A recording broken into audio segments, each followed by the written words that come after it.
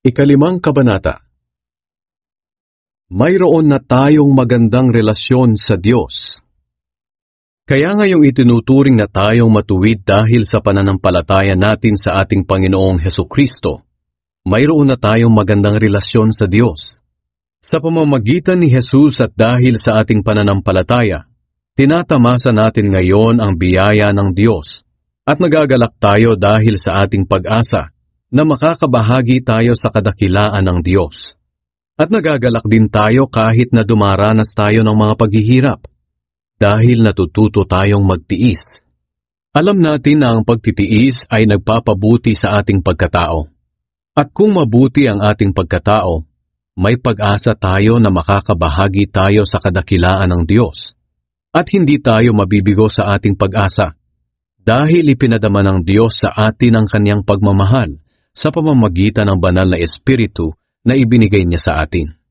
Nang wala tayong kakayahang makaligtas sa kaparusahan, namatay si Kristo para sa ating mga kasalanan sa panahong itinakda ng Diyos.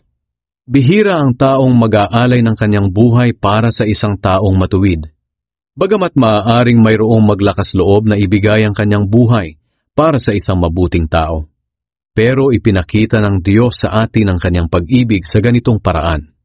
Kahit noong tayo'y makasalanan pa, namatay si Kristo para sa atin. At ngayong itinuring na tayong matuwid sa pamamagitan ng dugo ni Kristo, tiyak na maliligtas tayo sa parusa ng Diyos dahil kay Kristo. Dati kaaway tayo ng Diyos, pero ngayon, tinanggap na niya tayong mga kaibigan sa pamamagitan ng pagkamatay ng kanyang anak. At ngayong mayroon na tayong magandang relasyon sa Diyos, tiyak na ililigtas niya tayo sa kaparusahan sa pamamagitan ng buhay ni Kristo. Hindi lang iyan, nagagalak tayo sa relasyon natin sa Diyos ngayon dahil sa ginawa ng ating Panginoong Hesukristo. Naibalik na ang magandang relasyon natin sa Diyos dahil sa Kanya. Si Adan at si Kristo. Dumating ang kasalanan sa mundo dahil sa paglabag ni Adan sa utos ng Diyos. At dahil sa kasalanan, dumating din ang kamatayan. Kaya lumaganap ang kamatayan sa lahat ng tao, dahil nagkasala ang lahat. Nasa mundo na ang kasalanan bago pa man ibigay ng Diyos ang kautusan. Pero hindi pinapanagot ang mga tao sa kanilang mga kasalanan, kung wala namang kautusan. Ganoon pa man, naghari pa rin ang kamatayan mula kay Adan hanggang kay Moises. Kahit sa mga taong hindi naman nagkasala ng tulad ni Adan, na lumabag sa utos ng Diyos. Si Adan ay larawan ng Kristo na nooy inaasahang darating. Pero magkaiba ang dalawang ito. Dahil ang kaloob ng Diyos ay hindi katulad sa kasalanan ni Adan. Totoo ngang nagdala ng kamatayan sa maraming tao ang kasalanan ni Adan. Pero mas nakakahigit ang biyaya at kaloob ng Diyos na dumating sa maraming tao sa pamamagitan ng isang tao na walang iba, kundi si Hesukristo. Ibang-iba ang idinulot ng kaloob ng Diyos sa idinulot ng kasalanan ni Adan.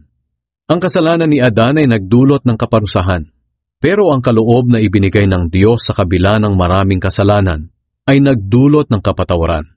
Dahil sa kasalanan ng isang tao, naghari ang kamatayan. Pero dahil sa ginawa ng isa pang tao na si Hesukristo, ang mga taong tumanggap ng masaganang biyaya at kaloob ng Diyos ay itinuring niyang matuwid. At maghahari sila sa buhay na walang hanggan. Kaya dahil sa kasalanan ng isang tao, ang lahat ay nahatulang maparusahan. Ganoon din naman dahil sa matuwid na ginawa ng isang tao, ang lahat ay maituturing na matuwid at mabibigyan ng bagong buhay. Kung sa pagsuway ng isang tao marami ang naging makasalanan, ganoon din naman dahil sa pagsunod ng isang tao, marami ang itinuring ng Diyos na matuwid. Ibinigay ng Diyos ang kautusan para ipakita sa mga tao na marami ang kanilang pagsuway at nadadagdagan pa nga dahil sa kautusan. Pero kung nadadagdagan ang pagsuway, higit na nadadagdagan ang biyaya ng Diyos.